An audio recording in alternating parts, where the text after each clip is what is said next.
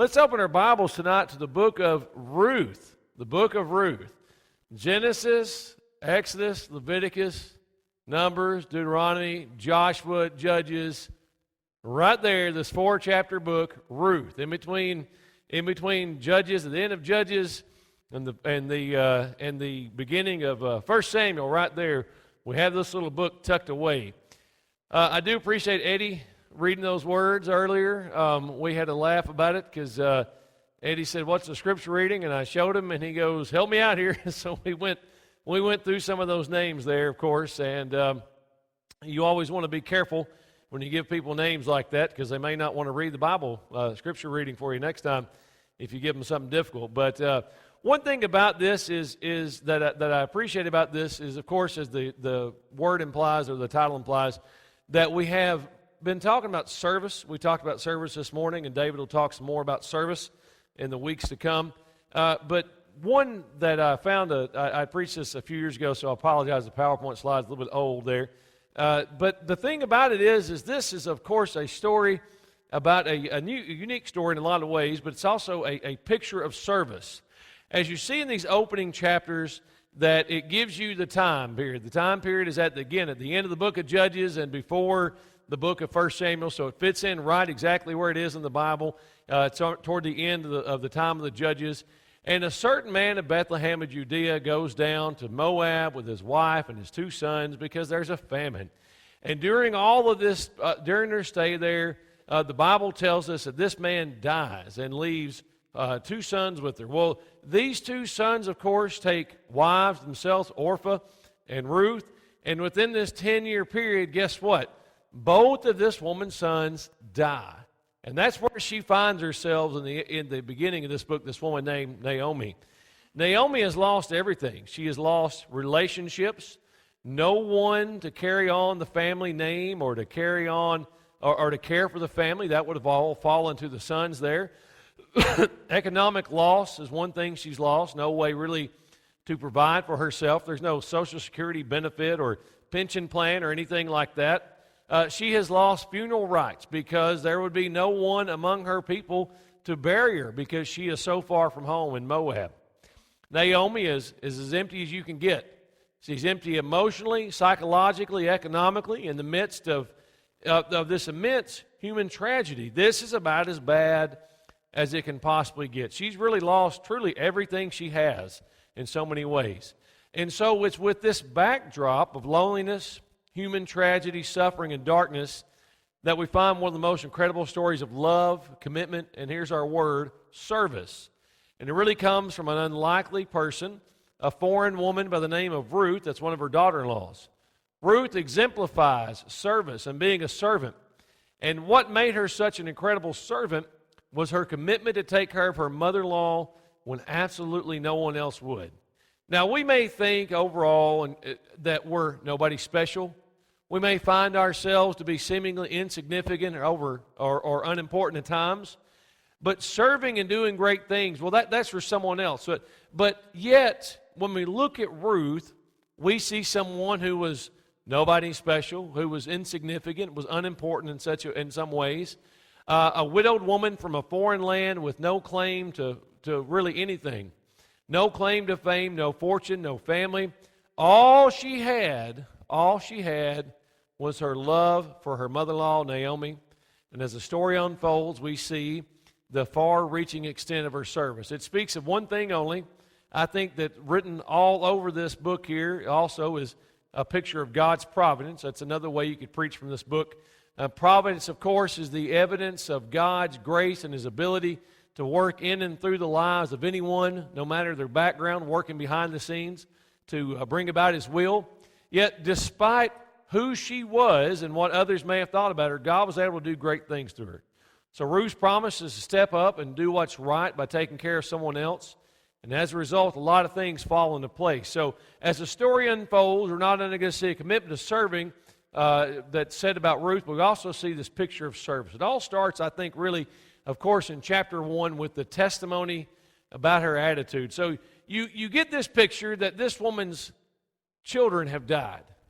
And she is basically finds herself left with, we don't know how these men died. Her husband's died. We don't know how her sons died, but of course they did. And then you find this woman left really with two daughter-in-laws. Okay, this woman's an Israelite. She is living in the land of Moab, and she is far from home, of course. She has nothing, as we said, and that's all she has left is these two people. She has no sons to give them for them to marry. They have no children of their own. So she arises. She speaks very plainly to them, and she decides to return home, and she tries to dissuade them from this and reasons very logically. So she heard in the land of Moab, verse 6, the Lord had visited his people by giving them food and ending the famine. They depart from the place where she was. Her two daughter-in-laws are with her, and they go on the way to return to Judah. And Naomi said to her two daughter-in-laws, look at her reason. All this makes sense. Each of you go home to your mother's house. May the Lord deal kindly with you as you have dealt with the dead and with me. May the Lord grant you that you may find rest in the house of your husband, and may you go on, basically saying, you need to why don't you two just go on back home, marry someone else, go back to your family, and just forget about me. It's fine. I'm going home to my people. But Naomi said, return, my daughters. Okay, so they said, no, we're not going to do that. But she says, return. Why go with me? I don't have any sons and that could be your husbands. And even if I had a baby tonight, would you really wait until this child became an adult and you could marry him? Of course not. It makes no sense is what she's saying. So she asks them to go, and she says, this is harder for me than for you. The hand of the Lord has gone forth against me. And that's kind of where she feels she's at. That's where she finds herself, that really God's hand is against me in all of this, is where she finds herself. Nothing to offer, vulnerable, desperate, easily marginalized, invisible to society. This woman literally could die and nobody would miss her. No one would care. All right? She has no options. So in the midst of all of this, they cry, they weep together. Verse 14, and the Bible tells us that Orpah kissed her mother-in-law, meaning she left, but Ruth clung to her mother-in-law. It implies a firm loyalty, deep affection, leaving membership in one group to join another.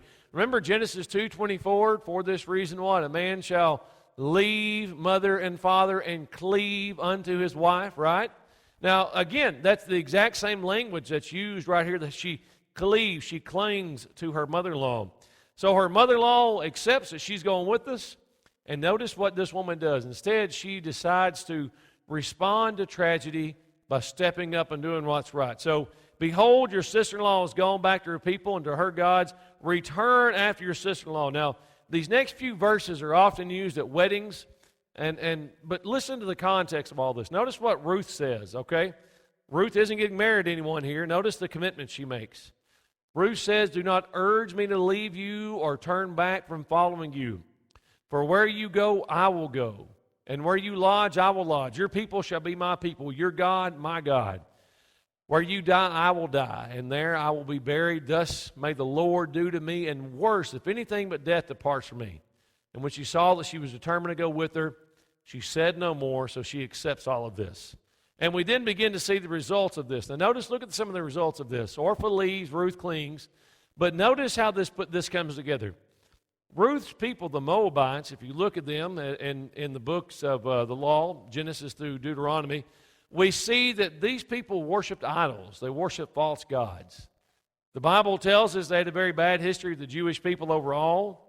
Deuteronomy 23 goes as far as saying that notice through Moses, God says that these people in Deuteronomy 23 are never allowed to be a part of God's people. They are cut off from God's people forever. But yet we find that Ruth, who was a Moabite, was allowed to be part of God's family.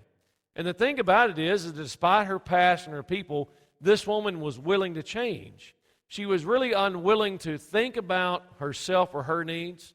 And so for us to be servants, there has to be a willingness on some level to change. That's one thing we have to do. We have to be willing to change. All right? The other thing we have to do is that not only do we have to be willing to change when necessary, but we have to step up and do what's right, even when other people will not. And furthermore, for us to be willing to be servants and to be kind of servants that would really be pleasing to God, we have to have a mindset that says, I'm not first.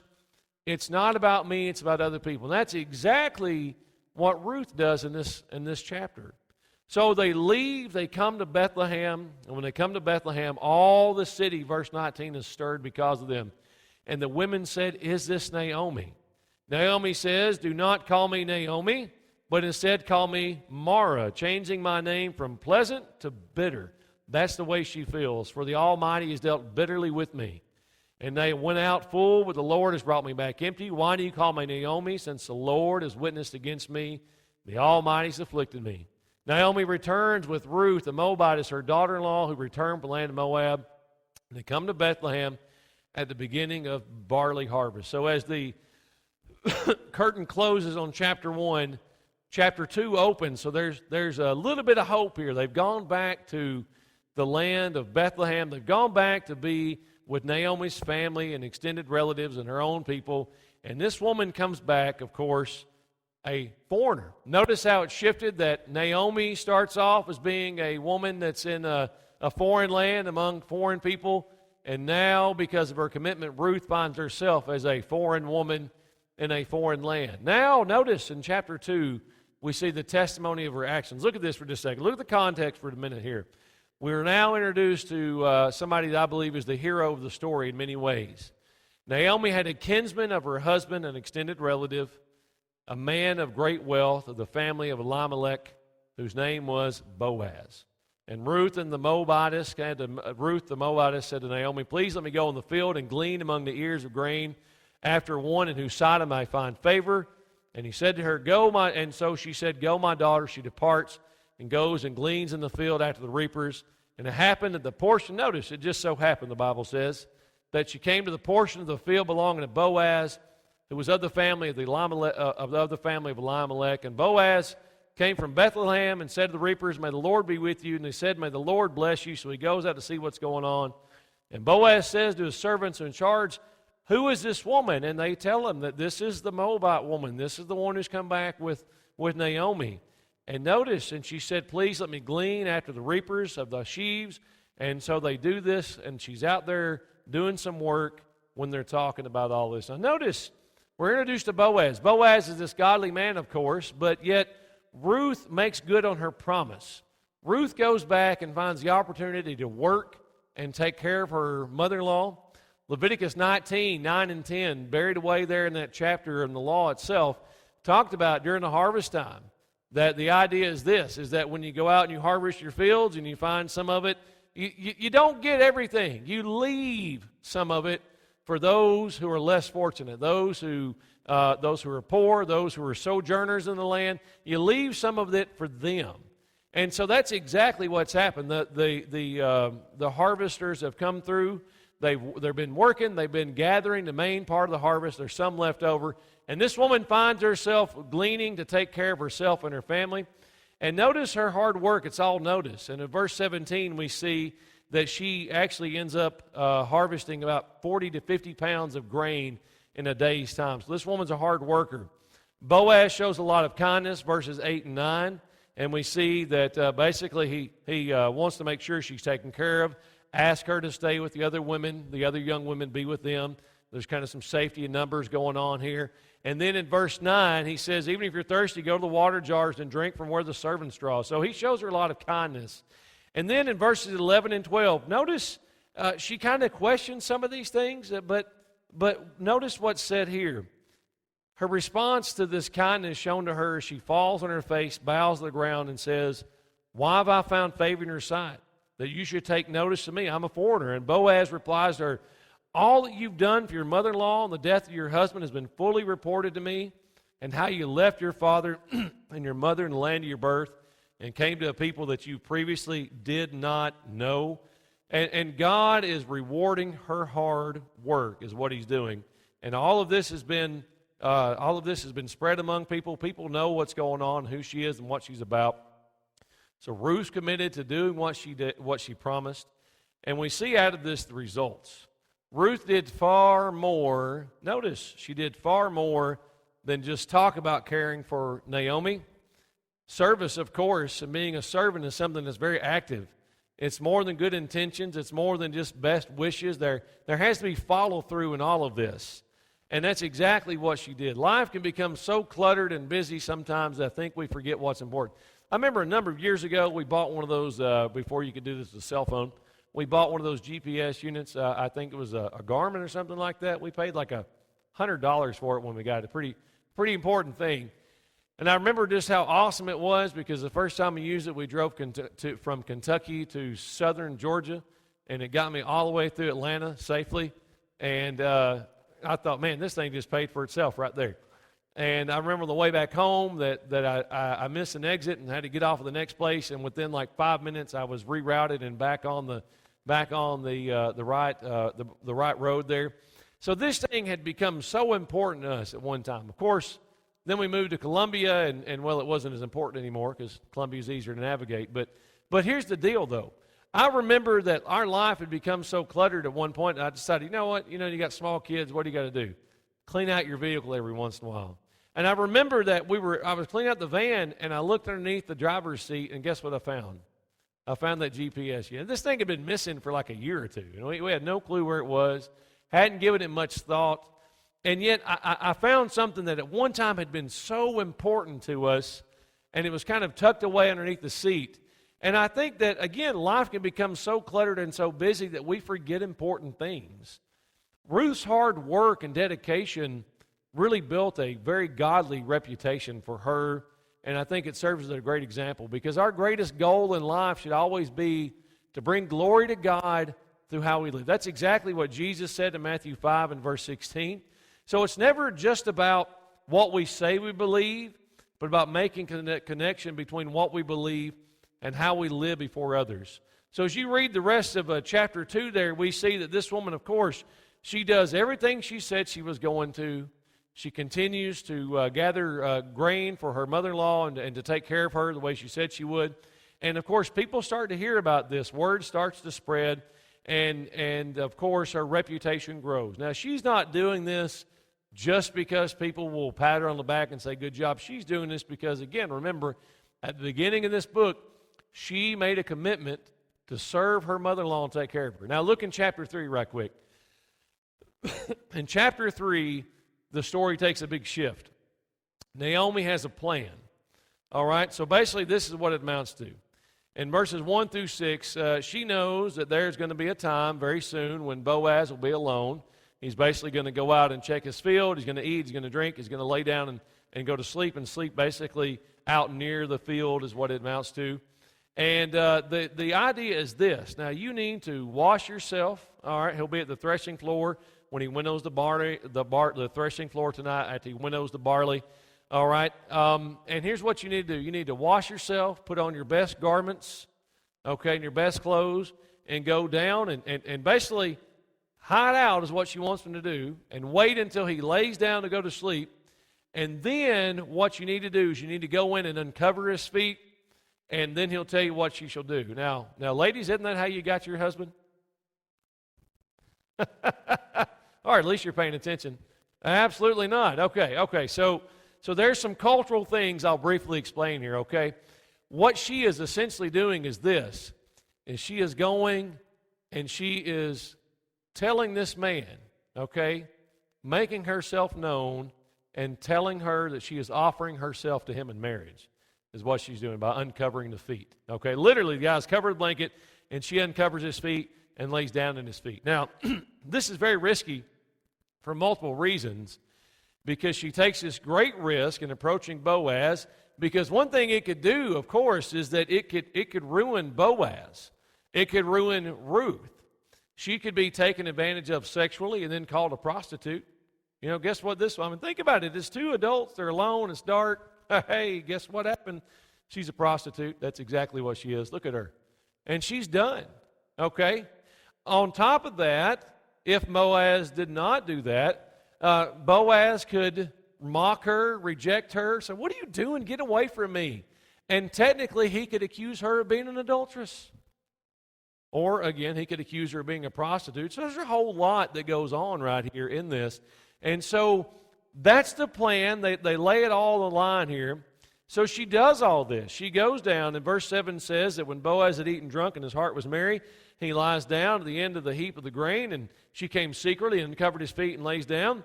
And it happened in the middle of the night that the man was startled. Why?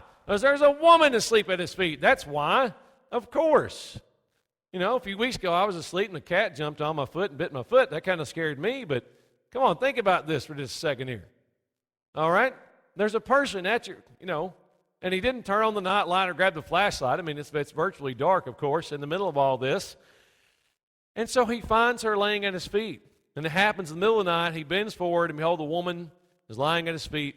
And he says, "Who are you?" "I'm Ruth, your maid. So spread your covering over your maid, for you are a close relative. That it may be that you may be blessed by the Lord, my daughter." And then he said, "May you be blessed by the Lord, your daughter. You've showed your last kindness to be better than the first, by not going after young men, whether poor or rich. Now, my daughter, do not fear. I will do for you whatever you ask. For all my people in the city know that you're a woman of excellence. And it's true, my close relative, however, there's a closer one than I. Remain this night. When morning comes, if he will redeem you, good. If not, let him. If he will redeem you, good. Let him redeem you. But if he doesn't, then I will do it. As the Lord lives, lie down until morning." So she does this. Now, basically, here's what he does, okay, in the rest of this chapter. He wakes up in the middle of the night, finds her lying there. He explains who it is, and she explains what she wants. She's offering herself in marriage. And by saying, "Cover me with your cloak," she's saying, "Do you accept me?" So here's this big moment. And he covers her with the cloak. And evidently this guy is quite a bit older than her. And she says, "You know what? Your last kindness is greater, because you could have anybody you wanted. You could have someone younger than you. You could take any man you want, and yet you choose me." And now we're introduced to this word here in Hebrew. It's the only Hebrew word I can remember. It's goel. And the idea is the kinsman redeemer, okay? And essentially it goes like this with the kinsman redeemer. Notice what he says. He says, "Yes, I'm interested." "Well, fine, you uncovered my feet. Let's get married," right? No, that's not the way it works. Because essentially what happens is this, is that this man is saying this: the closest male relative could redeem the land and the property of a dead relative to keep it within the family clan. Remember, okay, we back on up here at the beginning of the book, that Naomi's husband has died, okay? Her two sons have died. So there's still some claims to the property. There's still some family inheritance here. And it could be redeemed, and would be redeemed by the closest male relative. That may be a second cousin. It may be an uncle. We don't know the exact nature of the relative here, the exact nature of how they're kin. But basically, the one that's closest to it has first dibs on this, is what it amounts to. And with that, you have to take all the responsibility, not just, "Yeah, I'll take that property," but you also have to take any persons, any family. You have to take responsibility for the family. So the person that redeems it is taking care of Naomi, but also taking care of Ruth. And as a result, the fact that her husband has died, there's the rights of the levirate marriage. And what that would amount to is this man would be obligated to raise up children in her dead husband's name. Does that make any sense? There's a lot of baggage that's attached with all of this. And he says, "There's one person that's closer than me. We'll settle this soon. And if he wants to take you, then let him do it. Don't protest. But instead, if he doesn't, I will take you," okay? So he wants to do everything right and proper. Now, one thing that I really appreciate about Boaz out of all of this is that Boaz, he sends her away before daylight. He didn't want anybody to know it. He gives her several measures of grain to show how important this is to him and to kind of take care of her in all of this. And so Boaz sends her out and then says, "I'll take care of this as soon as possible." And when we think about all of this, that none of these three people involved really had any obligation to do anything for the others at this point.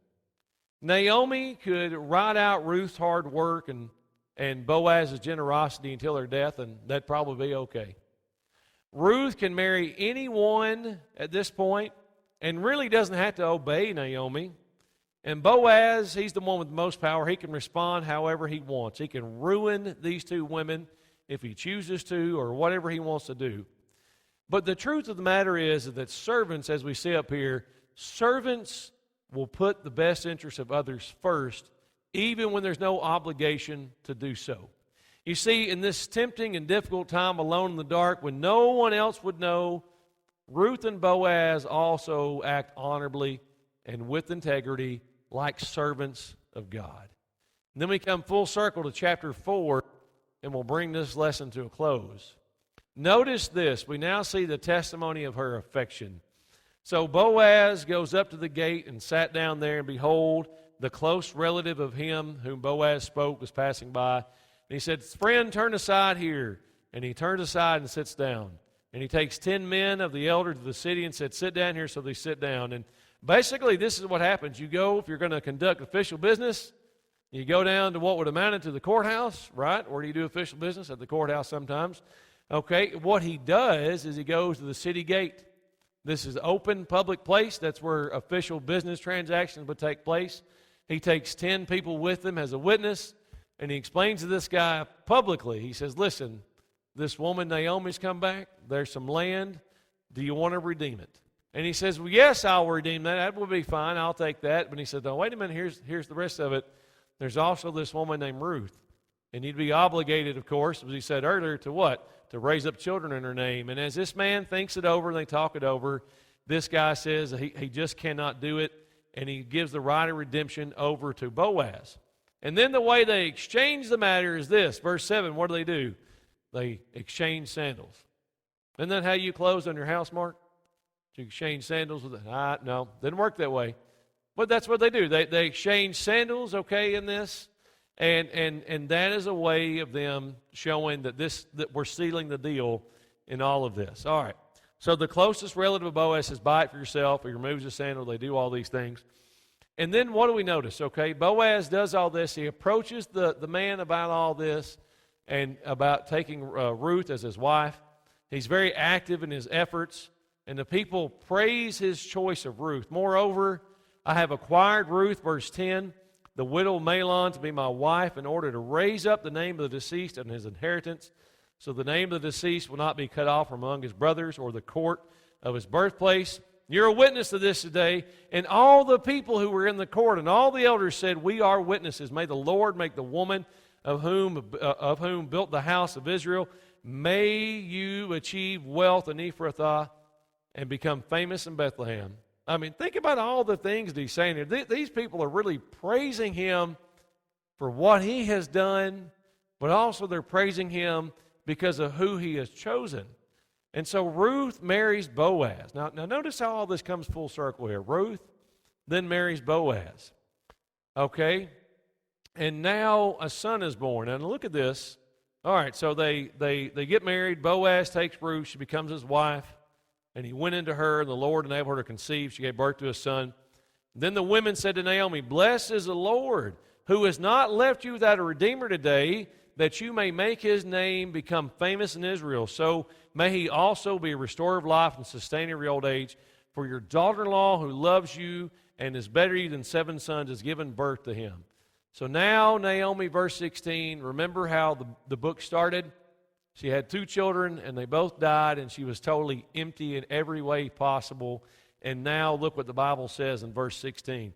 Naomi takes the child, lays him on her lap, and became his nurse. And notice out of all of this, how this becomes, this great act of redemption takes place here. That Naomi now goes from someone who was very empty to someone who was very, very full. Naomi takes this child. The neighbor women gave him a name, saying, "A son has been born to Naomi." They named him Obed. Now notice, listen carefully. They named him Obed. And he's the father of Jesse, the father of who? The father of David. So this was King David's grandfather, is who this would have been. And these are the generations from Perez to Hezron. They give the rest of this book out here, all the way down to Jesse. Now, and then David. Now notice out of this, when they marry, she's now has a home, she has a husband, she has a family, she has a future, and she has a rightful place among God's people. Now here's the thing about it. The praise for Ruth's affection is great. She's meant more to Naomi than 7 sons, but notice, true servants are not looking, they're not looking for the reward. That's not why at all Ruth was doing this. But here's the other side of this. No, it's true servants don't want the reward, they're not looking for it. But the other side of it is right to this final point here, that God does not let us serve for nothing. God promises that He will reward us now and He'll reward us later. In this story, of course, the child, the continuation of the family's reward now. In Revelation 14:13 reminds us that blessed are those who die in the Lord, for what? They shall rest from their labors. That the Lord sees all of these things and He blesses us later. But you know, I really think as we stop here and we wind this down, that my favorite part of this whole story and the greatest thing that's ever actually said about Ruth actually isn't even in the Old Testament, it's actually in the New Testament, and it's tucked away in Matthew chapter 1 and verse 5, when it starts off the record of the genealogy of Jesus, the Messiah, the son of David, the son of Abraham. And right there in verse 5, Salmon was the father of Boaz by Rahab. And Boaz was the father of Obed by Ruth, and Obed the father of Jesse. This woman is mentioned by name in the genealogy of Jesus. You know, what if she had turned back like her sister-in-law? What if she failed to care for Naomi? What if they went back home and they got all the way to Bethlehem and she said, I just can't do this, and she left? How would this story have ended? We know what she did and we know how it ended, all because she was a great servant. Because when we serve others, the truth is that our lives will be blessed. Yes, but you may have a huge blessing to someone else. You may become a huge blessing to someone else.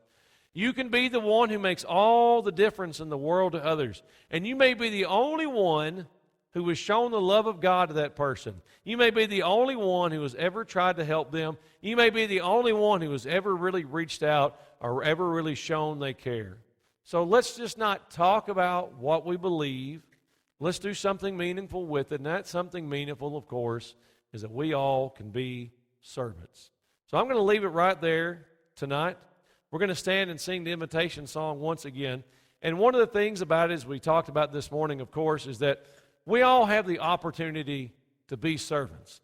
And the challenge I want to set forth is the same thing from this morning, is that I challenge us all to look for opportunities to serve this week. It may be something small. It may be something great. I don't know what it's going to be, but I promise you those opportunities will be there. And the question is, will you take them? And again, additionally, we have the opportunity right now as the Savior's invitation stands open. Isn't it interesting that the one who was the greatest servant of all, Jesus Christ, invites us to be part of that too? That's amazing. I'm always just taken back by that. And tonight we have an opportunity that if we have any needs whatsoever, we can come to our Savior and ask forgiveness or prayers of strength. Whatever we have need of tonight, I hope you'll come as we stand and sing together.